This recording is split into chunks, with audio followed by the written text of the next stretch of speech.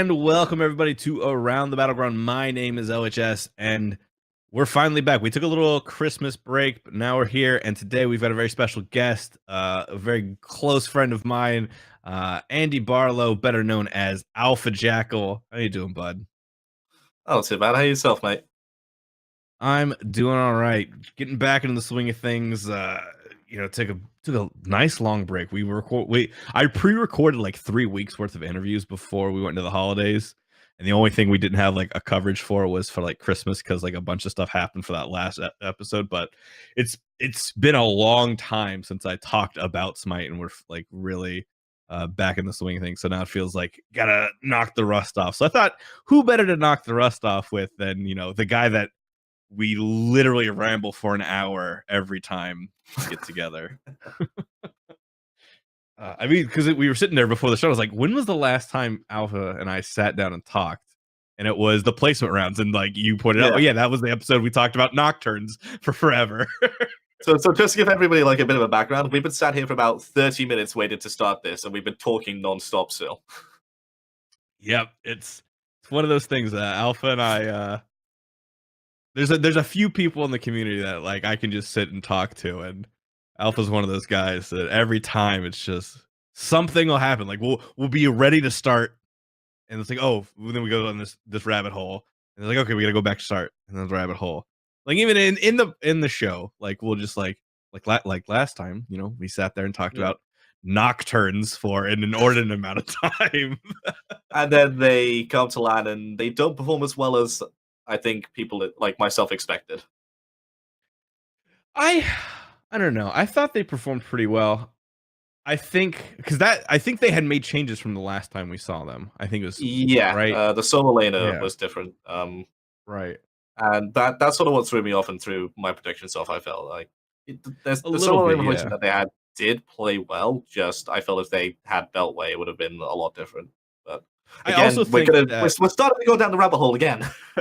Right, but I mean, this is all good content. Everyone wants to know what we think about these other teams. I think the biggest thing going into that LAN is I think people criminally underrated kind of what LG was capable of. A lot of people look at LG in that tournament and we're like, kind of look down on what they did, their performance wise. I mean, they played down to Nocturnes, a lot of people would say. And then after the fact, you kind of hear that they didn't practice at all leading into Nocturnes. They were focused on Obey, which I kind of get, but and then after the fact, behind the scenes, we were hearing that there was no practice time to be had really at the LAN. Like there was a lot of time that was supposed to be allotted that all got really mucked up. I don't know how much you can kind of speak to that and confirm that, but it was just it felt like once you got to LAN at that placement stage, it was really weirdly ordered behind the scenes.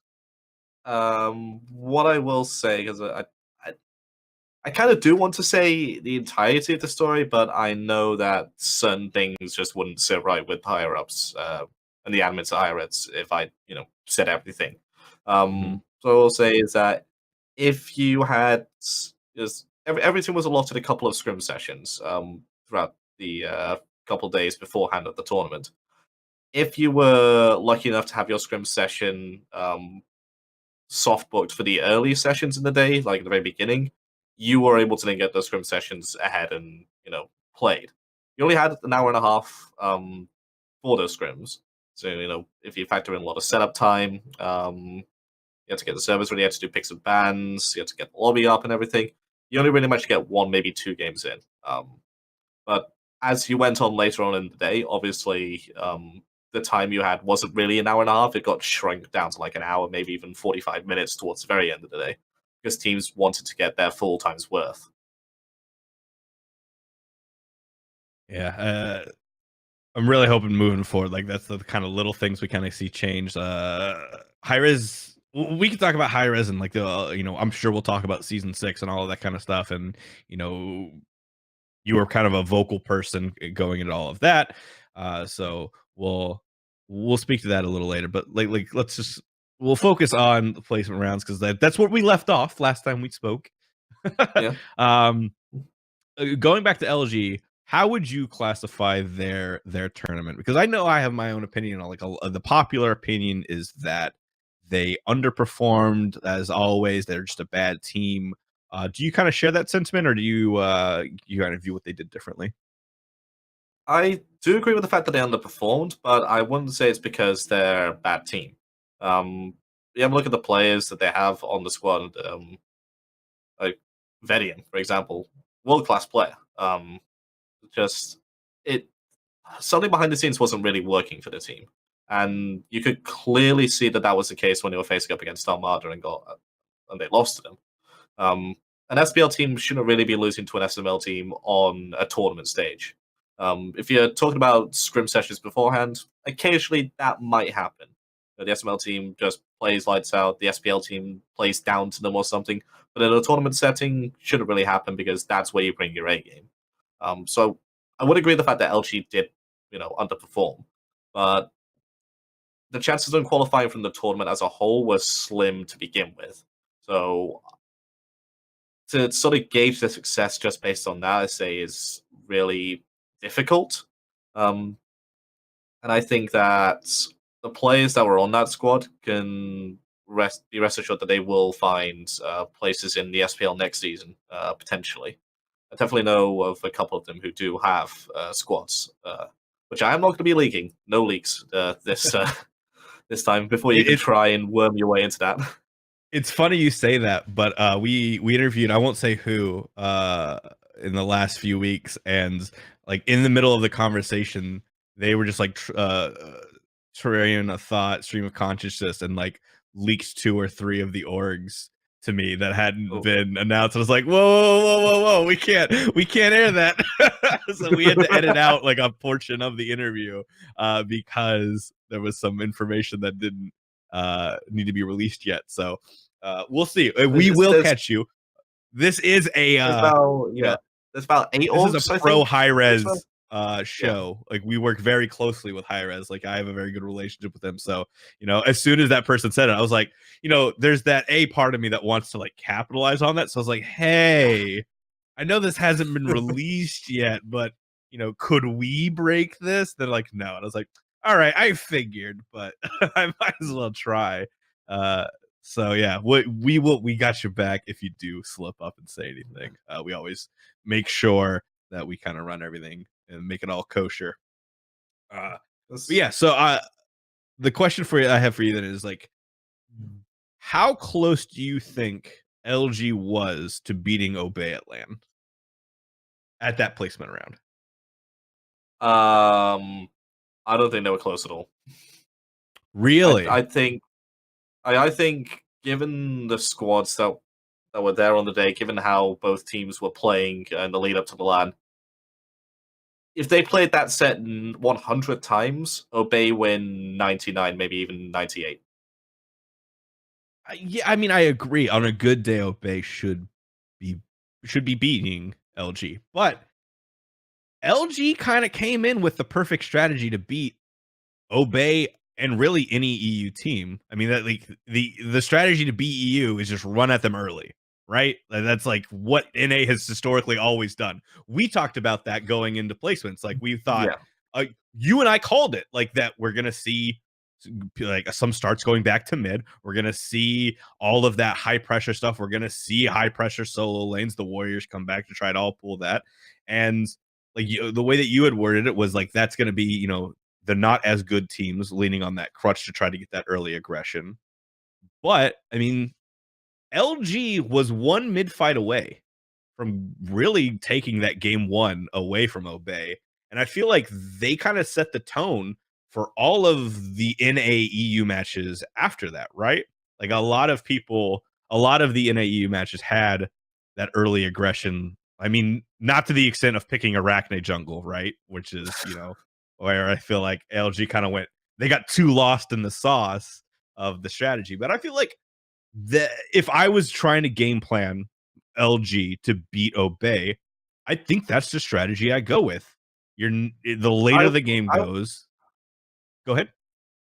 Yeah, the strategy I would come up with as well would be put Weekend on a god that he's comfortable with in the early game and can play aggressively with. I Arachne was the perfect choice for him because he probably does have the best Arachne in the SPL. Definitely in the last season he had the best Arachne hands down. Um, and just solo him right. Go pretty prime. He's going to be picking this hyper immobile but hyper damaging mage. If you manage to put him behind, his damage is going to be manageable in the mid game. We can then team fight and we can then win. And then to complement that, you try and put down the person who's there to protect him. Most of the time, that's going to be the support Rafa, but a couple of times it could also be something like a Hombat's jungle. It could also be the Nike solo. Um, just somebody there to help peel for the Zeus, somebody there to help him, get even further ahead than he really should be. You can then keep them a slightly bit behind, but still focusing on the Zeus. That's exactly how you would beat Obey. Yeah, and I think there was only one mid fight where one person was caught out of position against Pretty Prime. They got the kill, and then they had a potential double kill themselves, and they dropped it, and it became a double kill for Obey. And it was, I think it was around like the 20-minute mark or something like that. It was like, if LG doesn't fall there, I think that game realistically went to LG over Obey. And then game 2 is probably a different story Yeah, because I LG was vaguely kind of remember shook at that set. point. Yeah, yeah, I vaguely remember that set, but Mhm. It's been a while. That was you are back in right. Yeah, October. yeah. Like if you're asking me about our sets, I remember a lot more about our sets than I do about theirs, Right. about anybody others. But So I do you remember LG having a very good game one, and then game two was just yeah. absolutely nothing. Then pretty much the same thing against Armada happened. Game one, you sort of felt that they could do things, but Armada just managed to come back and take the win. Then game two, Armada just win. Yep. Cope baby. Finally toppling the mentor. I mean, that was such a good storyline going into that too. Um so Armada was one of the big focuses between you and I going into that place rounds because you guys had to play them and you spoke very highly of them.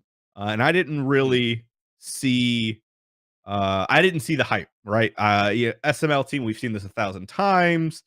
They're just going to come in, they're going to lose. It's going to be sort of competitive for the first 10 minutes, 15 minutes maybe, and then, it'll get lost. But uh Armada came up and they showed up. Uh, did they did they meet your expectations? Because I mean, you were game planning for them. Did they kind of do what you thought they would do? Did they underperform to you, or did they like show you some things you didn't quite expect from them? Um, I suppose they performed a bit better than I expected them to do. They almost took a game off us, and realistically, they should have taken game two off us. Um, but thank God that Sobek has his new Order Titan skin that Deathwalker equipped. um, uh, outside of that, I felt like their performance in the lower bracket was, sort of to be expected. Felt like they came up short the further the tournament went on. It's like they came in with most of their energy trying to get the result against us, and then that energy sort of dissipated as the weekend went on. And you can sort of see in that final set against Insignum that it was a bit, oh god, we really have to play another set today. Whilst Insignum were there, they were ready, they were raring to go for that set, even with, having to play with Cassier as a sub. And that was the big storyline, was Insignum. And I really do want to talk about it. I really do. You do? You want to talk about the Signum? Yeah, because it's an EU team that performed extremely well, and I said it at LAN, and I will say it again here. If Genetics was playing that final set against Space Station, we see Insignum go to Worlds. So I guess we got to highlight the Insignum stuff and what happened with their roster. It was very controversial when it happened. Which camp are you in? That Hi-Rez did the right thing, or that Hi-Rez overreacted and they should not have competitively banned him at the tournament?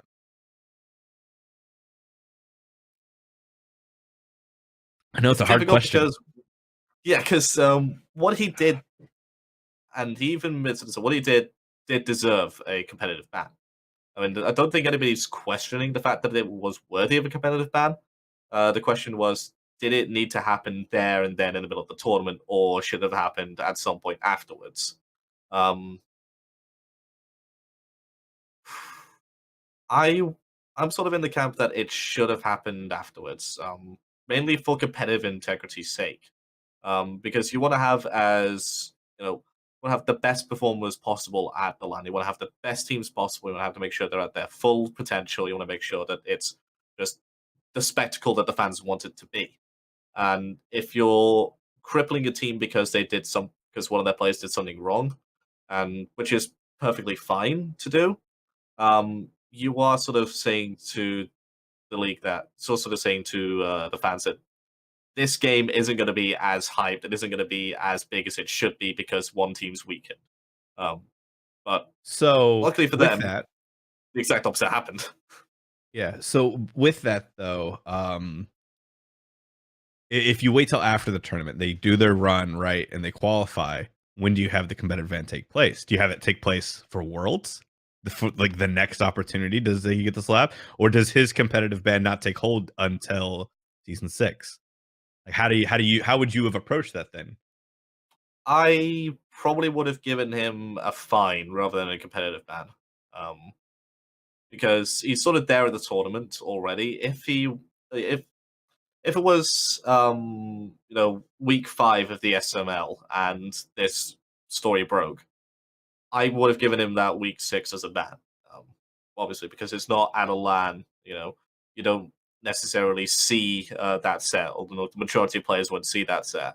But going into the LAN and being at the LAN, I feel like at that point it should have gone down to a fine rather than a competitive ban. Yeah, it's such a hard question because nobody's arguing what he did was wrong, right? Everybody's just kind of like, all right, the actual doling out of the punishment.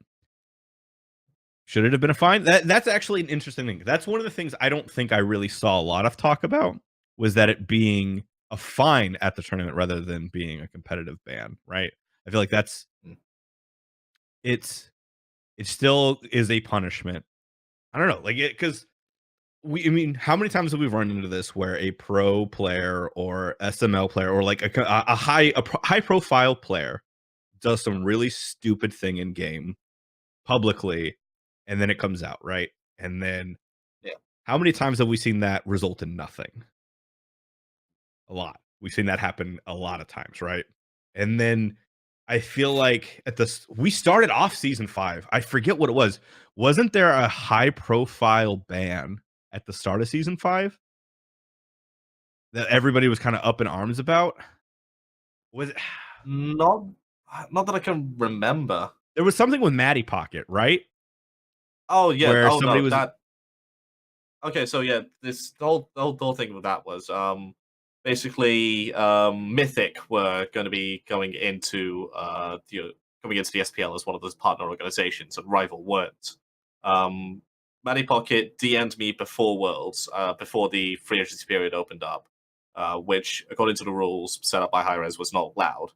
Um, and I sort of shared that DM with a friend in good faith. Sort of said, "Look, Rival aren't going to be in the SPL next year. Mythic are. This is what Matty Pocket sent me. What do you think? Should we really be entertaining them for an offer? Should we just completely ignore them? Should we go for something else completely?" Um, and I've trusted him before because back when we were Cyclone, I sort of did the same thing with Rival, and know, nothing came out into the public size about that until Rival announced that they had signed us. Um, Mhm. what happened this time was he then shared it with somebody else who then shared it with DM Brandon. Then DM Brandon read out the entirety of the thing on stream. It obviously went public. People went fucking ballistic at the fact that Rival weren't in, but Mythic, who are a small stream team in Counter Strike Global Offensive, were in the SPL, and they were particularly angry at the fact that Matty Pocket was the person who had it was the contact. Um, I'm not sure why most people were, but I know a small section of people were sort of annoyed at the fact that it seemed like Taco was using components to get Matty sort of a position of power in the SPL, which is completely absurd. That did not happen. That was not like a thing at all.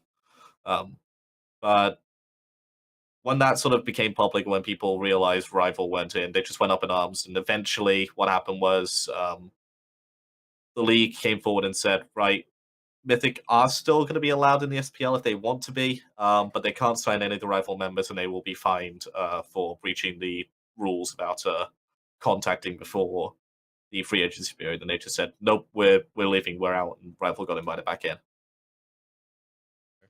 I forget, like there was a few things that happened around that time, like the whole Matty Pocket Taco thing, obviously being like the nepotism argument there.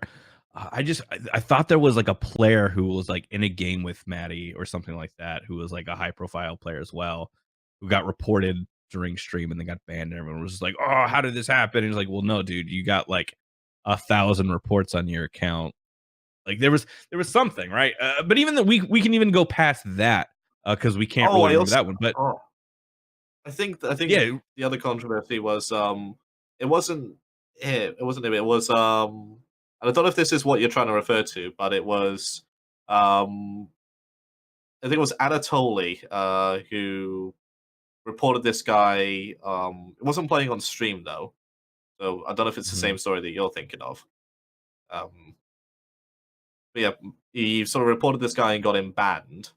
Um, and it turns out the ban was completely unfair, and it was like sort of an abuse of power. So we had that sort of power taken away from him after like 3 days on Reddit. Hinderman had to come in and just explain the whole situation away. That didn't happen at the beginning maybe of the season. That happened midway season. maybe I don't know. There's been so many things, and then like, but even relatively recently, D and Brandon got banned for a bit, right? So like, there's been this kind of shift. Like people have been calling for that to happen for a long time, and then now kind of trying to keep people like I feel like Hi-Rez is trying to like do that high profile thing where like high visibility, warnings, bans, 72 hours, whatever it takes. But like, hey, we're kind of trying to crack down on people who have a certain role in the community. And it's I feel like that is kind of what was on display with the whole genetics thing. Um it's hard for me to say. I definitely it sucks that that happened to Insignum. They were on a roll. That was a very good team. And then it was marred by his stupid actions. And so if if you want a competitive ban, I think you do competitive ban right there. You make him play. You ban him for a game, right, or something along those lines. If they can move past that game without him, sure, then he's back the next one. I don't know. I don't know that you completely ban him from the rest of the tournament. I think that was kind of a little a little harsh, but like you do. I think what should have happened is the ban and a fine. I don't. That's probably you ban him for one game and you fine him, but then he can come back if you win that next game. You know, and who knows what would have happened if Insignum was allowed to play with a full roster after that. They very well, like you said, could have been going to Worlds, and how does that change the Worlds landscape, right? Like that's a whole other topic, right? So it's interesting to see. I want to see more. I do want to see more of those types of actions, right? Because there's a lot of people in the Smite community who, not even just the pro players. I feel like the pro players have had a lot less drama than what we've seen in the past, right? I mean, there was a time when Mask got competitively banned, right? You know, I Yeah. don't. It's been a while since we had a like an SPL level player really do something that stupid. But the SML still kind of has that a little bit. People, the SML players and people trying to get into the SML. It's a lot of young kids. It's a lot of kids doing a lot of stupid stuff, and just cracking down on those guys because they are essentially ambassadors of the game at this point, right? Whether they want to accept that or not. Like I didn't ask for this. I was like, well, yeah, you. That's not how the world works. You kind of stepped into that role, right? By being who you are, and so it'll be interesting how we see that move forward, especially going into the season 6 stuff, because that's gonna. I feel like season 6 gonna be by definition, it has to be a strict year, right? Like there's got to be so much Yeah. more regulation going on in this next year. Like this year, there's so many things which have to go right for it to, be a massive success. And that starts with both the players and Hi-Rez becoming more mature and open about everything. Because Hi-Rez, I think they need to accept the fact that their communication hasn't been the greatest, especially when it comes to, post and preseason things. Because there's been a lot of talk behind the scenes about season 6 changes, what the players want, what the organizations want, um, deadlines between information needed to be released and information needed to be given to us as the pro players and the pro coaches. And it's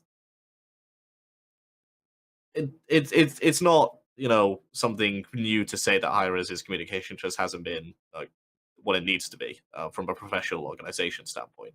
Um, but we as the players also need to accept the fact that we can be more mature about things. We can approach them in a respectable manner. We can approach these issues in a way that allows for an open discussion and progress from there, rather than just memeing the shit out of it on Twitter. Um, because that sort of has been the default thing to do. Is there's a change I don't like, let's just meme it till it's dead on Twitter, um, and that sort of thing, whilst entertaining and whilst gives a bit more visibility to community, as one of sort of openly jokes about serious issues. Um, that sort of thing needs to be scaled back and put more into this professional. This is the change. This is why we don't like it. Here are some alternatives that we would propose instead. Um, and I do feel like both of those things have started, but it needs to continue on more. Yeah, I think I absolutely agree. One of the biggest things this year has been just like that transparency, right? That's it's something Hi-Rez has really stepped away from the last year or so. They play a lot of things close to the vest, um, only releasing little bits of information, and it hasn't really worked as with the community, right? Every time they try to do that, the community's like, no, no, no, we need this other information, because when you don't give people information, they wildly speculate, and they're going to fill in the blanks Yeah, themselves based on past actions, based on other factors, and realistically, the Smite community at large, the Reddit, the Twitter, all of that is a really negative place, and they're gonna fill it in with the worst possible iteration. So why would you give them that ability to instead of just saying laying it all out? I think, and I hope that uh, the changes for season 6 and them releasing that video from Todd Harris about all of the changes that like they laid out all of the housing stuff, they laid out all of their plans, right? All of the monetary side of things. They were really, really transparent in that video they released. I want more of that going forward in season 6. I want more of being open and how things are going to be working, right? It's eh, being able to share a bunch of information candidly with your community when you have all this league operation stuff, I feel like is really important. And I think you hit the nail on the head. It's something that, we have spoke a lot about on this show. And what I have said across every platform that I've had is Smite needs that maturation, both from the players, the community, and it's kind of league ops, right? It wants to kind of grow into that league, right? The League of Legends setting. But with that, there needs to be that growing up. And we're slowly seeing that. We're seeing teams get managers and all of these orgs kind of handling a lot more of announcements and stuff like that than we used to. I mean, I don't think right now we could ever again have a weekend in con incident just because of how everything is set up. You remember when Weekend kicked Incon off of the ALG, the entire community burned down for like a month. Like it got to the point, like I'll never forget it because it was the stupidest thing in the world. The Weekend Incon like schism in the community went so far down, like where it penetrated into the community. At one point, DM Brandon was like in a feud with Duke Sloth, like, and that like the Incon weekend thing is what started. And I was like, how did we get here? How did this happen? What is going on? And it was like a huge thing. I'll never forget it because it was so dumb. But The now biggest thing I we're in remember that. from that was Yeah, go ahead. the biggest thing I remember from that was the fact that Incon got like 1,000 subs or something just from one stream afterwards.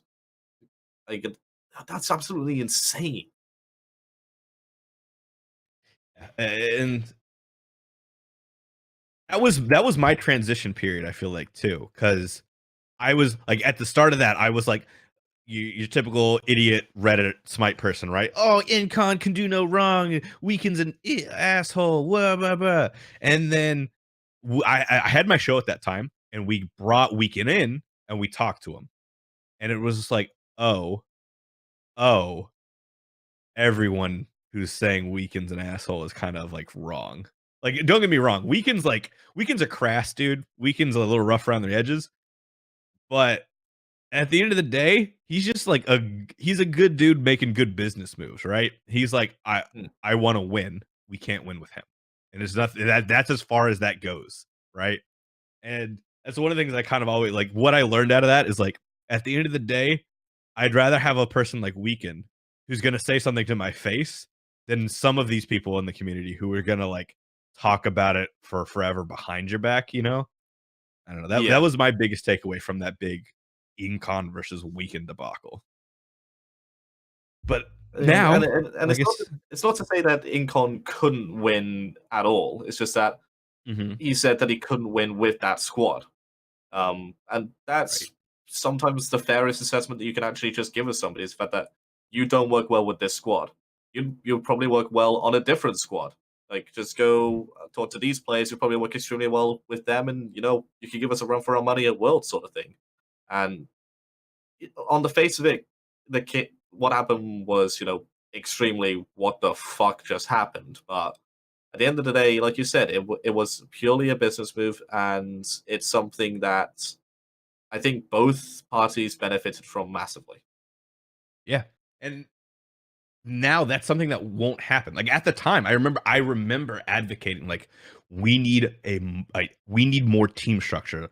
The SPL, Smite as a whole, has been so player driven for so long that we need something to come along that changes that dynamic, right? We need the orgs to kind of come in. We need that team aspect to come in and be like, okay, the manager, the org is going to make these announcements. The player roster changes. There's going to be a whole thing about it, and it's going to be taken out of the players' hands to make those announcements. Because when you put it in the players' hands, there's a lot of room for that to go wrong. And I think Smite is kind of caught in the middle right now of making that jump. And that's why I think we'll go ahead and we're going to jump. I mean, we're going to use this. I guess we're going to jump right into the season 6 stuff, but we're transitioning right now away from the player focused league to more of the league focused league, like the orgs, the teams, and everything like that. And I feel like it's a weird spot because a lot of players are having a somewhat difficult time adjusting to that. And both sides are. It's the growing pains of that. Like Hi-Rez isn't exactly doing it the best way. They could obviously do things a little bit better, but the players as well also aren't handling it the right way. I mean, I kind of know a little bit more than the people watching this do, but there were players swearing up and down that they will not be playing in the SPL. They hated all the season 6 changes, and we will absolutely be seeing those players in the SPL come, Mm. in a couple weeks. And like that is so disingenuous to me. Like, one of the things that you hit on the head is like the community, the players need to do a better job about, instead of memeing the shit out of something on Twitter and Reddit, actually just like doing something, right? And I don't know, like, what were your thoughts? Like, I mean, let's this the good and the bad going into season 6. Obviously, you as an EU player and as a coach, there's a lot that kind of was negative going in. Like, you guys had obviously talked with Hi-Rez about this, and you know, let me just get your thoughts. I mean, this is a safe space for you, AJ. You can let it all air. So before I get into like my thoughts, what I will say is that whilst publicly facing a lot of the players that said they wouldn't play but are playing went ahead and did say just that and went, "Oh, this is complete utter trash. I'm not going to be playing ever again. Goodbye, goodbye." And then turns out they are playing. Um, we sort of did, as the pro player base, organize and almost like with you could sort of say it's unionized, but it's sort of not because we're not under like one banner. Like we're just sort of like there as one unit talking to Hi-Rez rather than having 50 of us bombard them with questions, which are pretty much the same thing. That one of us just talking to them on everyone else's behalf. Everyone was there pretty much, and so it's a discussion between us and league operation managers at Hi-Rez. Um, we had a couple of those meetings. We had a couple of discussions, and there were compromises made on both ends. And because of that, season 6 changes have been a lot more positively looked at by the players, which are staying on that originally weren't, because some of those things that they sort of wanted answers on and wanted clarification on did come through, and they were clarified. There were changes made. One of the big things was the fact that um, organizations before were allowed to have 2-year contracts, which from a player standpoint could completely screw you over because you're tied to them for a second year when you want to, I don't know, change teams. You want to make sure that you have that option to move on after this season. And after talking about it with Hi-Rez, that changed. Teams can only sign on to a 1-year contract now, which is perfect. And it sort of did seem odd that you could have 2-year contracts, given that you didn't know if the organization itself was going to be in the next year or not. Because, as we've seen this year, some organizations did drop out and some did come in. But back to your original question about the fact, what do I felt about the season 6 changes? I was a big proponent against them. I will admit. To begin with, I felt like these sort of changes were going to kill sort of like the European scene. They were going to make sure that if you were an aspiring player outside of North America, you had very little chance of getting into the Pro League. It's either be North American, get into Pro League, or your best bet is the minor league and in pretty much everywhere else. And I felt like it was going against that sort of player-centric focus that we've been building up over the past 8-9 years of the games being released. It sort of just felt like a slight betrayal because everything was focused on the orgs come first, then the players, rather than it's the players first and then the organizations. But again, after having talks with Hi-Rez, after having those meetings, it's clear that they want to try and give the best experience possible for both parties. Want to try and make sure that everyone moves forward as one community, as one cohesive unit, rather than just having little factions going on. Of here's the players, they hate the orgs, they hate the management. Here's the management, they hate everybody else as well. They're gonna just have loads of infighting for the next year. It's gonna be terrible. But I don't know. To begin with, I was not excited for the season changes. Now that I've seen who's playing, now that I know most of the rosters, all the organizations going forward, I am excited for it. It can work. I am, sad that some players had to leave, but at the end of the day, this is no longer you get to play a game for money. This is your job, and I think that's a big transition that needed to be made. Was the fact that this is now a job. We need to treat it like a job. I absolutely don't disagree with that. I think that's the big change. Is like this is a real job, and it's kind of reconciling that like idea of like, oh, this was just kind of something I did in the short term, in the interim, before finding like my real thing, and then this is if you believe in this, this is absolutely going to stick around, and it's having to reconcile that like, do I believe Smite is going to stick around versus do I think I have a better shot somewhere else? We've seen players like Cope, right? He's like, I have a good career lined up. I have all of this opportunity in my personal life and all this and my professional life away from Smite that I think is going to pan out a lot better in the long run than anything that Smite's going to be able to provide for me. And that's a really hard conversation. And it's one of those things where a lot of the people in the scene are young, right? And so having to have that difficult conversation with yourself, and having uncomfortable moments when you're thinking about stuff like that is hard sometimes. So it, I understand why a lot of like vitriol and like negativity was being thrown out, because it's uncomfortable. It's all this anxiety, right? Mm. But I feel like now that the dust has settled, now that there was more communication, now that there's like the people who are believing that this is going to be a thing are staying, and everybody's had that kind of opportunity to really have those conversations with themselves. We're seeing the belief in Smite. We're seeing all these people kind of come out the other side, like, okay, I understand. I see the changes that are happening, and I kind of I you just have a better understanding. And so this is going to be a really interesting year. I think, yeah, you said it earlier. There's so many things that have to go right this year. Then there's going to be a lot of changes that need to happen on both sides. Yeah, Hi-Rez has a lot of opportunity, skill using their skill shot division for this. There's a lot of opportunity for content, and we need to see stuff that, like what happened at HRX and all that, not happen again. Scheduling people for content and then nobody showing up from skill shot. It never needs to happen again, right? There's all of that kind of stuff that behind the scenes, dropping the ball just can't happen. This year really needs to be frame perfect. There's no other way to like really put it. Like there's so much opportunity that if we don't capitalize on it correctly this year, it's really just a huge missed opportunity. There's so much room for growth going out of season 6, and I don't know. I really want to believe. I mean, we had a weekend on here a few weeks ago, and like that, as we talked about, could you imagine if the Smite community, instead of being so negative, we just for like a month were positive, and we all thought the Yeah. best things could happen instead of the worst?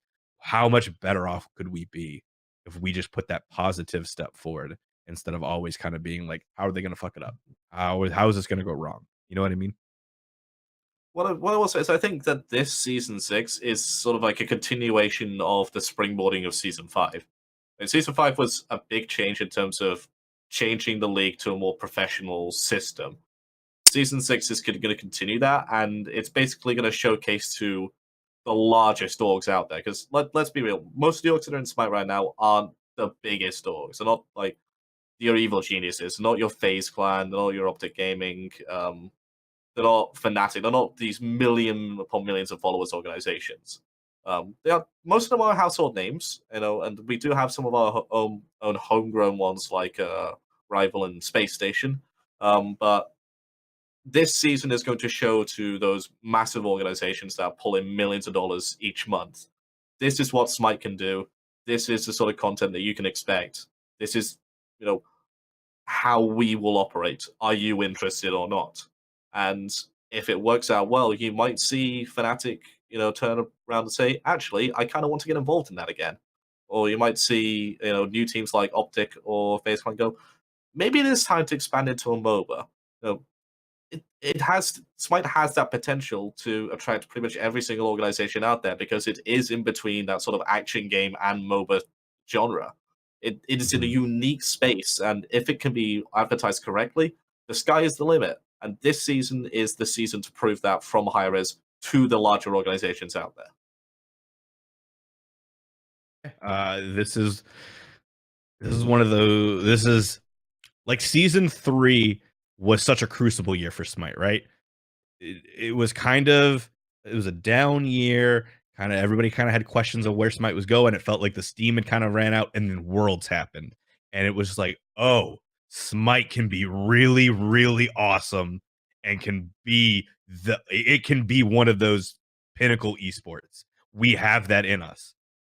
And we had Julian on talking about that, last week before, and like how crucial orgs like Rival, Obey, NRG were to that time. I don't think there are any orgs more tied to the last 2 years of Smite than I think really Obey and Energy, right? Like, you guys are right there. Like, well, you guys, Rival was right there too. Dignitas kind of as well, but like season 3 Worlds is such a crucible moment, that make or break for Smite. And then, like, that's when I think of the highest level of Smite, I will in esports really, I will always think about being there for Worlds and hearing the entire crowd do the Obey Olay chant, right? Like that was my I, moment. I wasn't there for that world, so I was sat at home watching, but I sort of agree in that sentiment as well that I was watching those grand finals. Though, oh my lord, Smite is fantastic and great again, and Yeah. I will always remember Variety playing Thanatos and single-handedly carrying Obey for like 2 games, getting them a win in one of them, and I will always think, damn, I like Smite. Yeah, it was such it was that that was my first year into Smite. That was my first year like kind of weighing esports as like an option, and that was just like, oh yeah, that's what I want to do. This is what I want to be a part of. That was the make that I have such a tie to that, because that was like the vindication, the validation of like, yes, this is everything. This is amazing. And now moving forward, like I feel like season 6 is like gonna be one of those years. Like there's so much change. Worlds was pretty awesome, and all of these changes kind of moving forward. What do we do now? Where do we go from here? And there's so much opportunity going forward that it really can be a banner year, showcasing everything. They're going into it. This little off season has been weird. There's been ups and downs. Usually after HRX, usually after Worlds, like the goodwill and the good feelings are at an all time high, and that usually coasts until the season starts. But then we kind of crash right after with season 6 announcement, right? And how badly it was handled. And I don't feel like we've really gone back. I don't feel like we've built ourselves back up to where we usually are at this point in the year. Like we're riding pretty high still. Everyone's kind of like high five, and Hi-Rez is just like feeling pretty good. But this year it's like there's we kind of went halfway back up, and it's like, all right, well, I'm kind of excited for season 6, like changes and balance and all that, but I'm not really super hyped yet about what SPL is going to be like, and it's such a weird place to be in right now, I feel like. I think what's sort of carrying over most of the hype is the release of King Arthur and Merlin. Because those are big pivotal figures, and the King Arthur reveal when they showcased all his abilities, he looks cool as fuck, and I want to play him a lot. Yeah, I agree. Like I'm excited for Arthur, and I'm excited for what Arthur and Merlin mean, right? We've kind of seen Hi-Rez Titan games, Titan Forge games. Is that what they are? We've seen them Yeah. kind of move towards like we're swinging for the fences. We're bringing in fan favorites. We saw that with Hera, right? Hera has been a figure that we've wanted in the game for a long time. We finally got her. So that was really cool. And then kind of I think something we've all kind of talked about, wanting is some interesting figures coming in. We kind of were pigeonholed for a long time with mythology, right? And going explicitly by, raw, like that tier of mythology and gods, right? And we've kind of seen that slowly. Medusa, not a god, but very much a part of mythology. And now we're seeing, with Merlin and Arthur, not, a very different type of mythos. Like, what is it? What are they calling it? The mythos, starts with a C. I can't think of it. Why am I blanking? I can't think of it now. What is the world that they're a part of? I have to Google it. This is gonna drive me nuts. King Arthur, um, universe, Camelot, the Camelot mythos, right? Like it's Yeah. this weird thing that is kind of tied to Great Britain, right? But like also kind of just like a very big fictional universe, right? So it has like this whole weird thing. And where do we go from here? What else can we fit in that slot, right? my favorite idea is if we're getting into like, so this is folklore, right? This is what that Yeah, means, right? Folklore is mythos. So does that yeah. mean we're gonna get like Paul Bunyan or Johnny Appleseed, like like folklore figures from different regions? That would be really cool to me, right? Like you get all of those things, like regional folklore that isn't quite gods and goddesses, but then you get more of the Medusa, the creatures, the things like that. I think that what this could mean for the game and character wise is monumental. Uh, and I really hope we can see some really cool shit come out of this, like uh, pivot for design changes. I'm really excited for Merlin because I don't understand how Merlin's gonna work.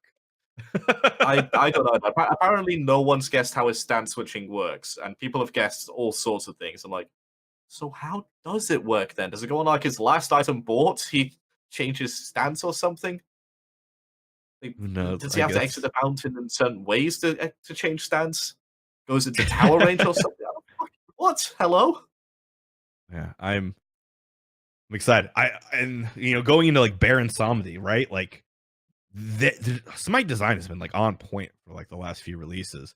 Like Hmm. as a guy, you and I kind of have similar things where we like to push like what the idea of like a god or a role could do.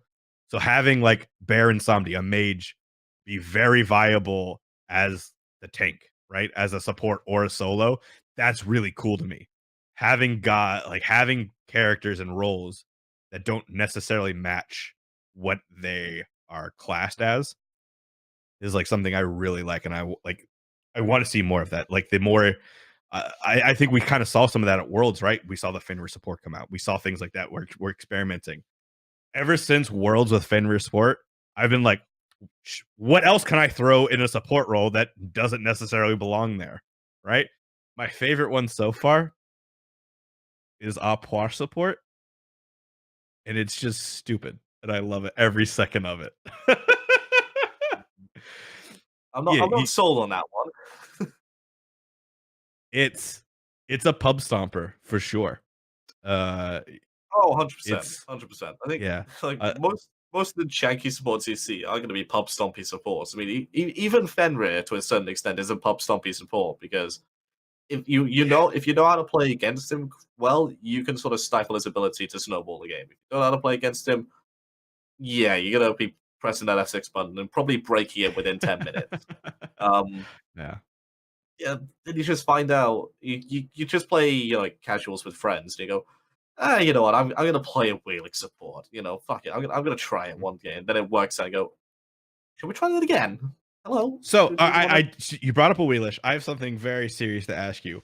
Why did everyone forget a Wheelish existed when we were getting a ton of Odin Fenrir? Like, why did it take so long for a Wheelish to come out after those two gods were getting picked all the time?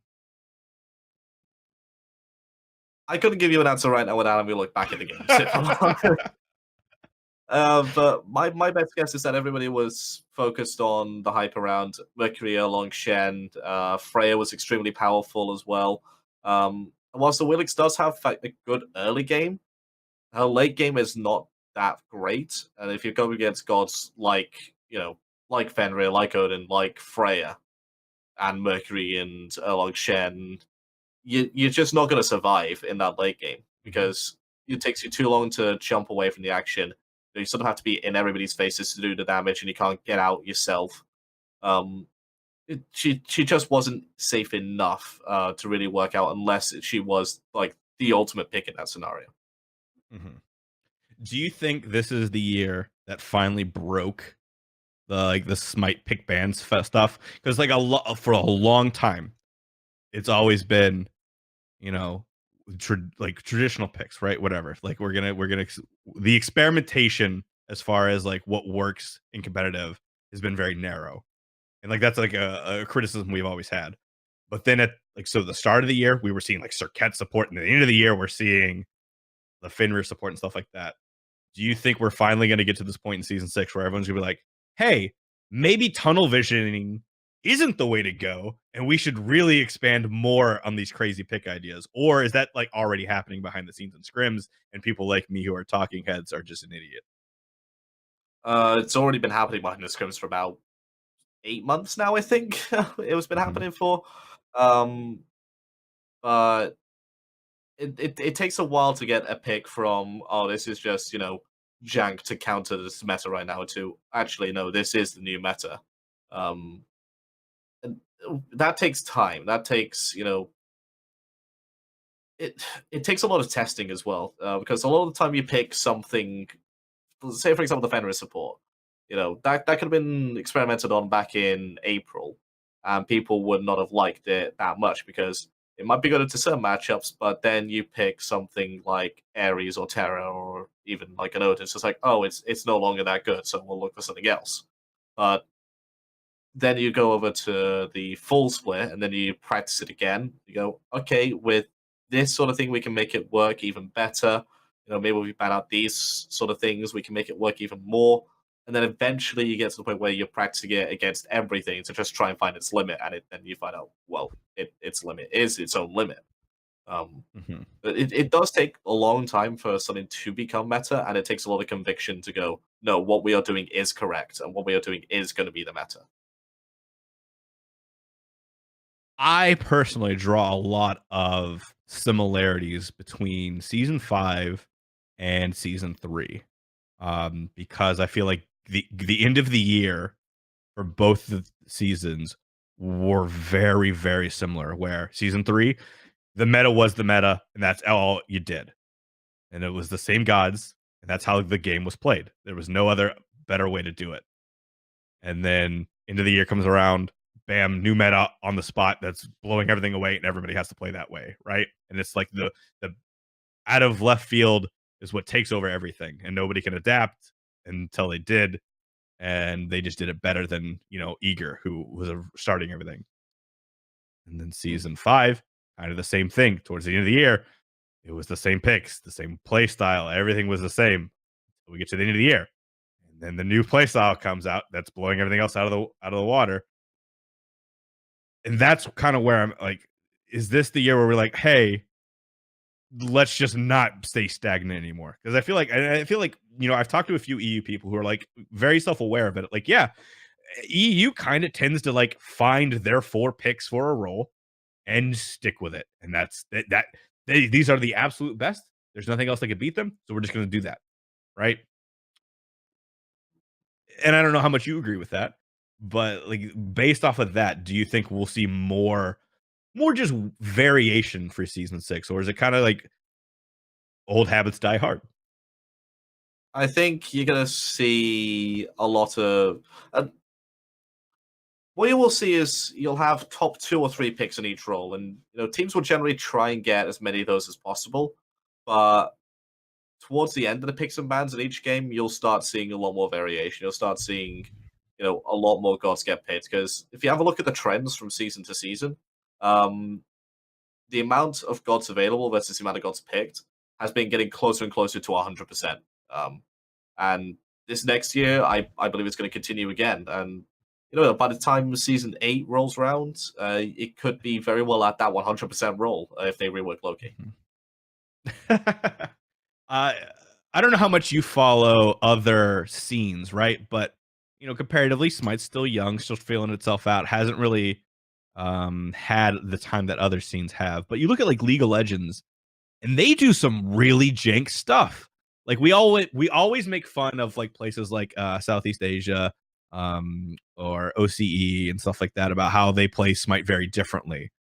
Uh, but you look at places like League of Legends where every region kind of has its own unique play style. I mean, we kind of have that within in EU, but they're like one of the things that I've like latched onto is like the idea of like League of Legends does some like really extreme stuff. Like 10 minutes into the game, they have people switching lanes and roles and everything like that, right? To really capitalize on stuff and like really some in-depth strategies. And like it reminds me more of traditional sports where it's like, you go to back and forth and it's like, all right, we're like soccer, we're gonna use this shape, and then we're gonna use this shape to counter like them trying to defend us or something like that, right? Like you have Mm. all of this counterplay that goes down to like really positioning. Do you think that is something we'll ever see in Smite? Does it just not translate because of the games, or is it something that like we just haven't really explored because of like the youth of the game and kind of stuff like that. I think it's a mix of all three. Right now, it's too easy to just have the Fed person still stay in their lane and rotate to the fights because of how small the map is. You Mhm. just make sure that the fights are forced in mid lane rather than on the side lanes, and then all of a sudden the ADC or the solo laner, whoever's the Fed one, because the meta dictates that they're Fed, is they're going to rotate in and clean up the fight. Because that's just how it works. So if the map was big enough to the point where rotations would be disadvantageous, even if you were ahead, that's when you would sort of see, right, our ADC's 3 levels ahead. Let's have me lane swap with him, so we can then do fights in mid lane and then start taking objectives because we then have the Fed person in mid lane, rather than just locked in farming over on the other side. I'll just sit on the tower, I'll farm up because him rotating is just going to mean that I get free farm and I'll then get ahead of him. Um, and you, there was sort of a small experiments about that going into beginning of season 5 with the changes to the map size, but in the end, it was just shown that rotating was still just too easy to do. I mean, you got to look at Mhm. Worlds this year, and it was just 9 minutes in, you see ADCs rotating to the mid lane fights. You see solo laners rotating all the way over to the dual lane at 3 minutes in because they could do that because of the relics available, because of the fact that the map isn't as big as people thought it was going to be. Yeah, that is a very big point. Does Smite have the smallest map out of all of the all the other MOBAs, the big ones? I It's think got to it be, right? does. Yeah. Yeah. I don't know. That's. Do you think Smite could like the game itself, like the mechanics and fundamentals of the game, could it support a map the size of either Dota or a League, or does that fundamentally not kind of work with how the game is supposed to be played?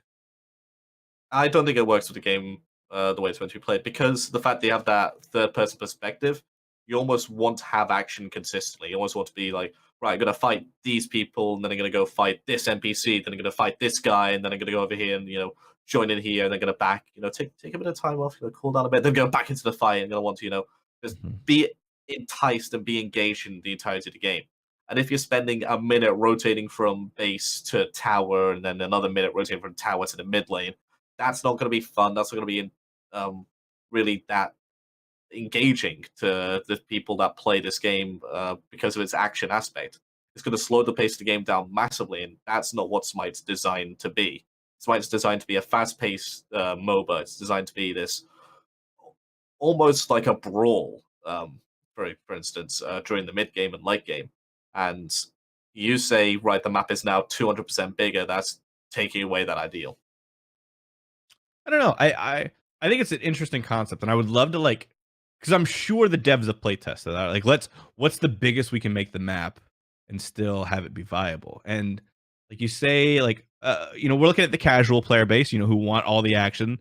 You know, you still got arena, you still got clash, small and close encounter maps. Maybe you make clash a little bit bigger, but I think there's something to be said about trying to make conquest bigger, right? And slowing it down because slowing it down a little bit, right? Spacing it out, making the jungler actually just dedicated in the jungler, and then only finding time to gank when he's coming through, like going from one camp to the others, or you are exchanging gank for farm, like that. You are going to lose farm in the jungle to make those ganks, and that's like something that's not really as punished right now.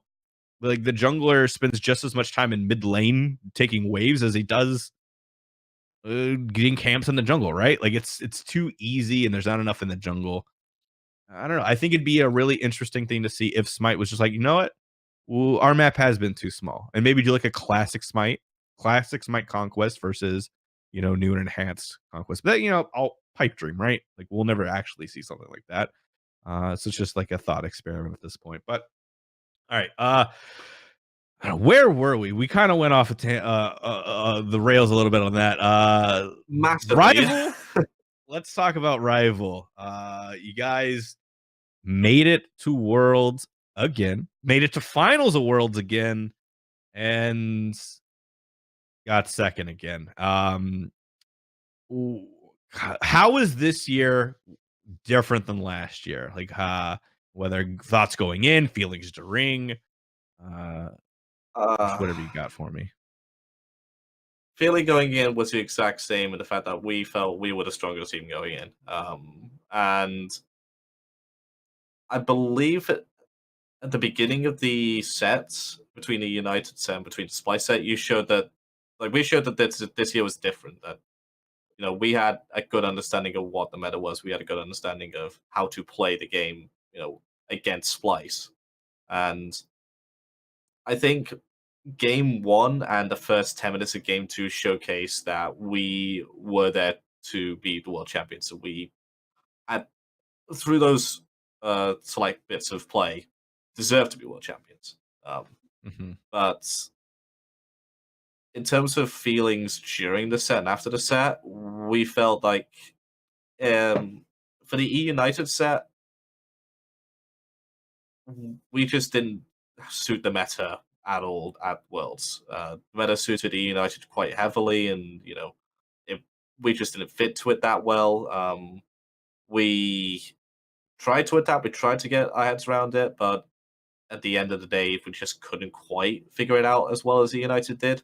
And we just had that was our first experience of like a big, massive LAN event like Worlds. So all of us got incredibly sick and we weren't able to communicate during the games. So it was very difficult to actually formulate plans and make adjustments mid game. So it was difficult for us in the United set. But this one we felt like rather than it being outside factors that were beyond our control, that we were the ones that made the mistakes that will cost us the world championship. Game two, we had a good lead against them. Sanasho was down 3 levels on his Naja. We were up about 5K gold in 10 minutes, and we decided to just dive mid tower a couple times. They then get back into the game and they then take over it because Geb allows them to survive and dive in deeper into the fight than we can. Game three, we tried adjusting by banning out the Geb, but then we didn't stick to the same game plan. A Splice then ran through us in that game three. Game four, we managed to figure out, sort of a counter strategy to them and executed it well enough to win. Well, even though at the beginning of the game we sort of failed a bit. And then game five, we kind of did drop the ball on drafting a bit. No So one's saying that I'll we. stop you right there because you were very public in your disappointment in yourself and everything like that. And I get it. We talked to Kabam right afterwards, and he was like, he spoke very highly of you. Like that was the hardest thing he's done trying to go up against you. And then he was like, like I saw how he felt, going in, and maybe yeah, pick bands for that last game weren't really great, but I understand what he was trying to do. And the only way that I can really think to say like what happened is that AlphaJackal galaxy brained himself into the wrong pick where he overanalyzed and overthought. And that's what kind of led us to do it. I was like, that's realistically, I think the perfect thing to say is that you just galaxy brained yourself. You got too lost in like all the numbers and picks that were available to you, and you're like, I got it. Fuck, I don't got it. Like it was very one of those things where it was like you thought I could see it in your head, like we can do this, and then you kind of missed the thing right in front of you. And even with that, you guys had a hell of a run, and there's a lot to be said what you guys did, and there's a lot to be said for how critical you were of yourself, right? That shows the drive, the ambition, the passion, like the strive for excellence. But I don't think you can realistically put that on any one person or blame yourself or anything like that. And I just wanted to give you a hug when you were going on that tirade on Twitter, dude. Like it was like, no, Jackal, no, stop. It's okay. It'll be okay. It just felt like for the first time in 2 years of doing it that you know I completely screwed up, and you know this was the guy's opportunity to win worlds. This was the guy's opportunity to actually win the tournament in front of a crowd, and I sort of blew it for them, and it it it was also sort of like this the thought going through my mind that that was probably the last opportunity I would have to win worlds because of the season 6 changes going through. I had no idea if the team was going to stick together. I had no idea if I was going to end up on a new team or not. And even if I did, I don't know if there was going to be an opportunity to get to that stage again. Uh, Mhm. and we at that game 5, after the picks and bans were done, we were still feeling quite good about it. We were still feeling like we could, take the game and still win it. And at the time, we still felt like we had the better draft than them. Yes, they had insane amount of gods in like Terra, Arpwash, Freya, Mercury, and Fenrir. But to the same point, in the previous game, Fenrir and Arpwash just didn't really do anything.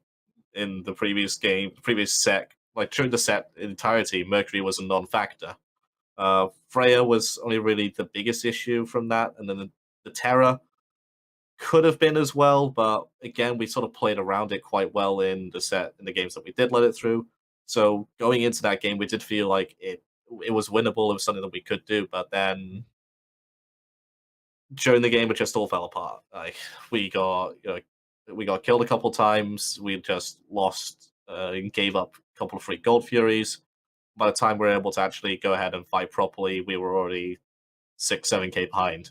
And when they have the squad that they did, and when they have the picks that they did, it's impossible to fight into it.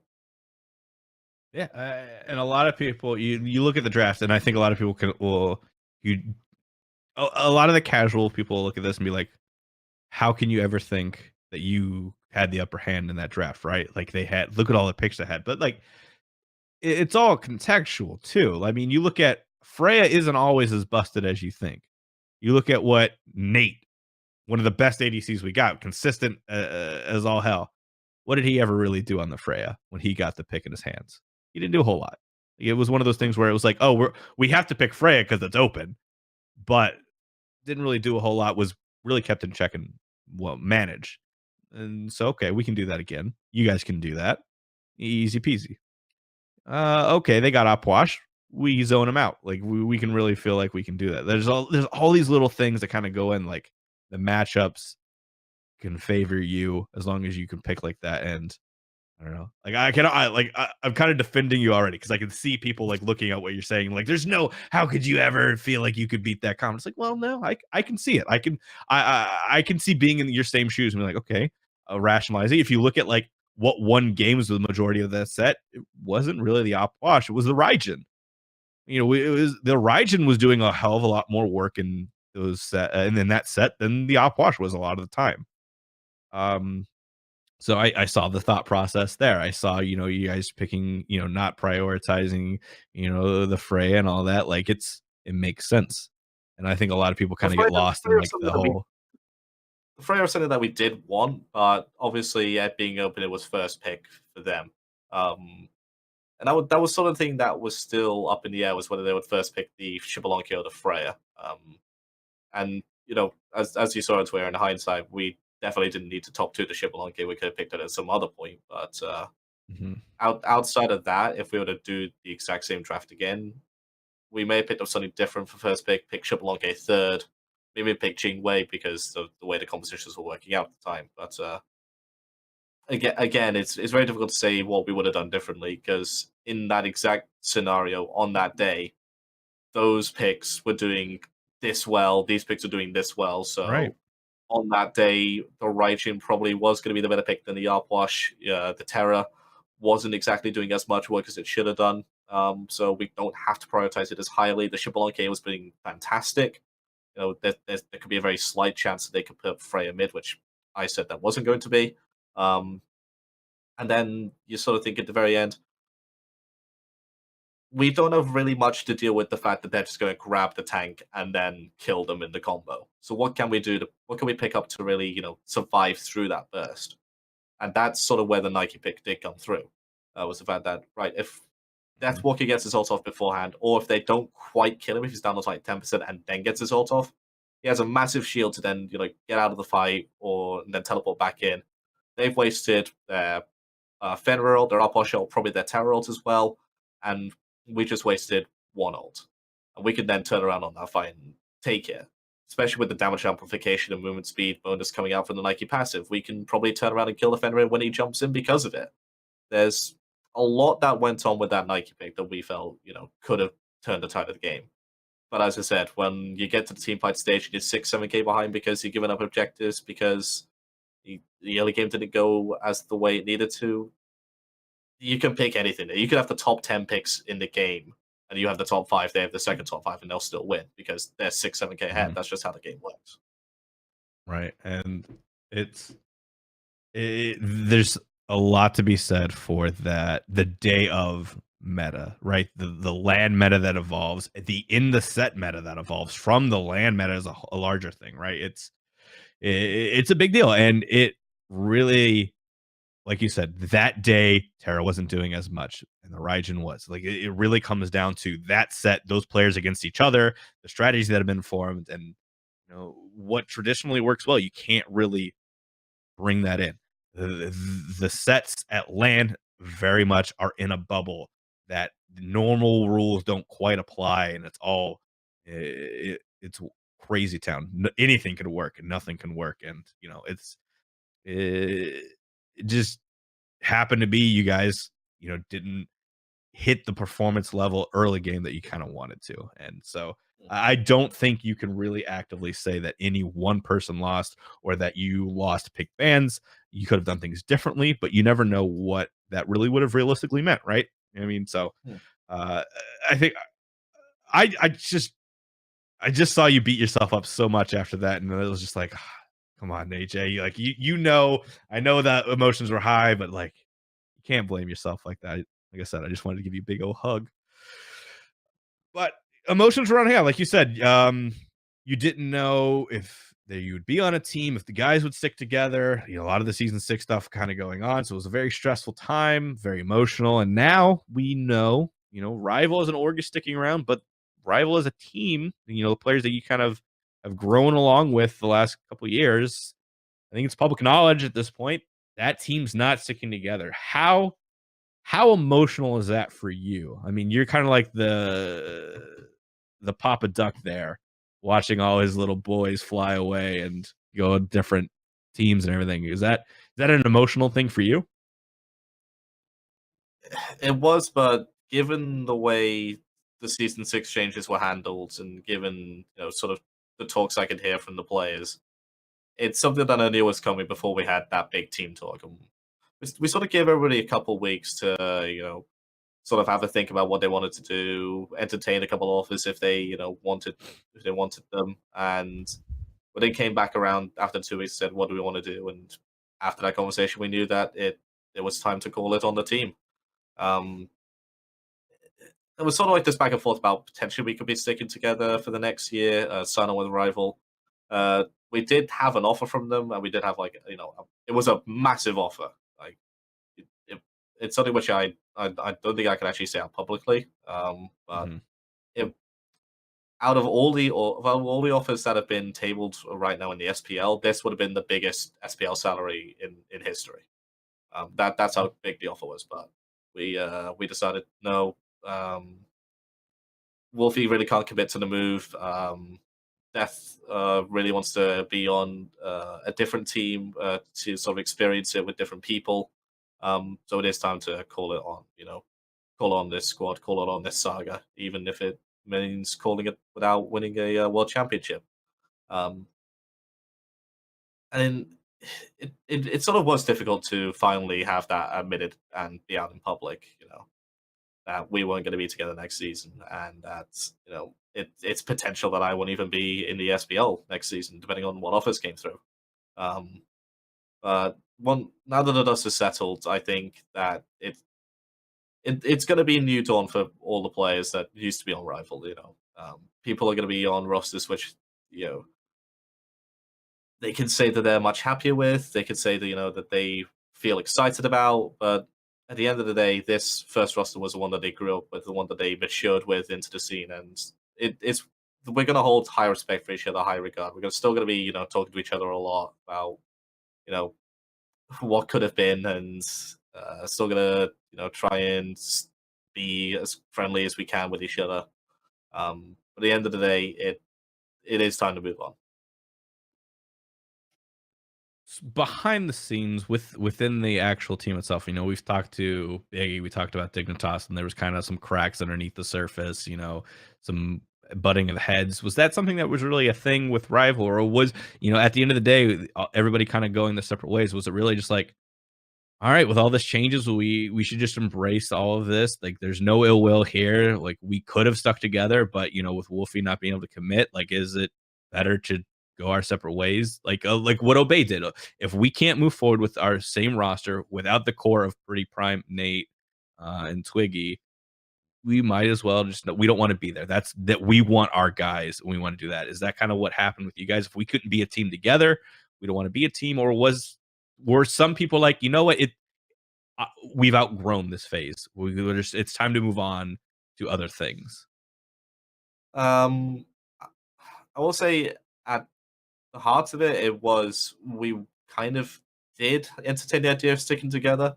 But even if it was possible for Wolfie to commit to the move with this roster, I don't see us being together next season either of because of the roster which Death does find himself on. He was really excited about, really wanted to experience things with a new roster. He wanted to go ahead and do the same thing with new people because it's not just a job to him, it's a whole experience for him. He wants to see whether the same feelings crop up, whether things are different with a new team rather than just this one team. Whether this was something special that he wants to come back to and be a part of for the rest of his life, or whether he finds that it's sort of similar feelings and he can continue moving on with the new squad that he finds himself on. Mhm. So Rival had 15-20% chance of sticking together for season 6. That's at tops. Okay. It's gonna be a very interesting year moving forward. Some of these rosters we hear about, kind of crazy, kind of wild. Very interested to see it. We also saw, I don't know, on Twitter, you said you were out of the SPL, but then now you're back. You got some other stuff kind of percolating. Um, I have to imagine you were kind of like, you were pretty much approached by everybody at some point who didn't already have a coach they were committed to be like, gauge what your interest was, right? What I will say is because to begin with, I was not able to move. I sort of had a talk about it with my fiance, and there are circumstances where I can move, and that's sort of like what we told people now. But to begin with, we haven't had that conversation at that point, and just wanted to figure things out. We wanted to make sure that we can move forward with our lives and our careers here. So to begin with, it was sort of like a no, we can't move out. And because of that, a lot of teams didn't approach me. To begin with, actually, no teams approached me because I was Oh just wow. unable to move. That's how seriously the teams are taking this whole, people have to move out sort of thing. Um, and it took me to contact a couple of people on a couple of different rosters for us to like for me to actually start getting, somewhere with why, there wasn't any offers coming my way, whether it'll be like a chance for me to do it remotely. Um, and in the end, Heroes of the Storm actually, um went away because they're no longer entertaining their pro scene. They're just cutting all ties with that. They're going to start scaling back development on the game as well. And that sort of brought back a couple of players who were thinking of making the switch over to that game. And in bringing them Really back, yes. And in bringing them back, interesting. a couple of offers did come my way in terms of, regardless of whether I can move out or not. So So it that still has to remains to be mean seen. that there were rival players who are going to. That's crazy. That's why. Sorry, that's just wild to me to think about. I didn't even like. Huh. Interesting. We'll have to talk after the show. Yeah, yeah. You have to imagine though that a lot of players who couldn't commit to the move were thinking, right, well, I enjoy esports, I enjoy playing competitively. Maybe there's another game out there for me. And at the time, a lot of people were playing Heroes of the Storm, and they were like, I could probably go pro in this.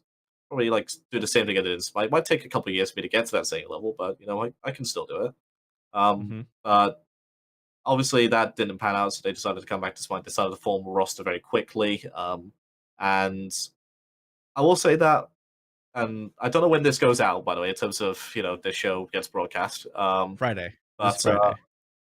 this Friday, so as of recording, I am not signed on fully. I am still waiting to get a tailable offer on right there in front of me to then go, yes, I will sign, or no, I am not going to be in the SPL next season. And Okay, that's really what it is. It's just this is the final offer that I will be getting. If it's something which I know I'm excited about and something I want to go forward with, I will accept it and I will be in the SPL. If it doesn't meet my expectations, if it doesn't meet what sort of I feel like myself I am valued at, I won't be able to commit to it, and I'm gonna just not full on retire, but I'll just be taking a break, as it were. Like I'll still sure. be open to coming back should a reasonable offer come on forward for me, but to begin with the season, it would be just I wouldn't be there. Very interesting. I know. I hope to see you there. Uh, season's gonna be wild. I can't wait. There's a lot going on, and these teams that are being formed are between cross region and then super teams being formed. It's going to be a wild ride, and just the fact that everything's going to be centrally located in there in Atlanta is going to be just interesting from that point of view. And hopefully, that means communication just between players and the company is at an all-time high, and we actually get like meaningful, impactful, like balance stuff coming from the pro scene and stuff. So it'll be interesting. But we've been talking for over an hour, so I know we need to start like winding this down to wrap it up. But uh I don't know, anything else you got that you want to talk about, any kind of shout outs you want to give. I'll step away and kind of give you my soapbox to stand on so you can say whatever you want. Um, First of all, I'm no longer with them, but I still have to give a shout out to Team Rival because throughout the 2 seasons that we've been with them, they've just been absolutely fantastic. They've helped us mature as players, helped us mature as people, and really stood by us even when they didn't have to. And they supported us when we felt like there wasn't really an organization out there for us during the whole Cyclone debacle. Um, so I can't thank Ravage, Tyler, and everybody else enough for what they've done for us, and hopefully they continue to do that with the new roster that they have in the next year. Um, Shout outs to my former teammates. I hope that they all have good luck in what they do next year. Um, I'm calling it now that one of the squads with rival members on it is going to win Worlds next year. If not, I'm going to fucking eat my shoe or something. Um, maybe that's what you get me back for next time is to have me eat a shoe live on this show. Yeah, maybe.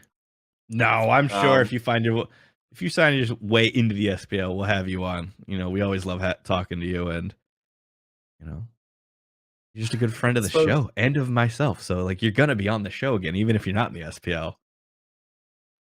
I suppose the final shout out that I have to do is to all the fans. I'm not talking about fans of Team Rival just in general. I'm also talking about people who've actively supported me as a coach. I I can't thank you enough for the support you've given me over the past 2 years, and I know that if it wasn't for you guys, I probably would have had a burnout towards the end of season 4, towards the midpoint of season 5, and I may have dropped out completely. But it it's your guys' passion that kept me going. It's your guys' passion that allowed me to continue on doing what I love, and I really hope that I can continue to be there for you guys in the next season, whether it be as an SPL coach or somebody who's just doing YouTube videos. But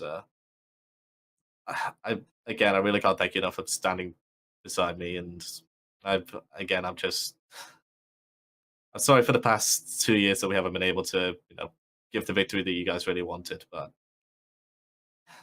you never know. Season 6, hopefully that happens.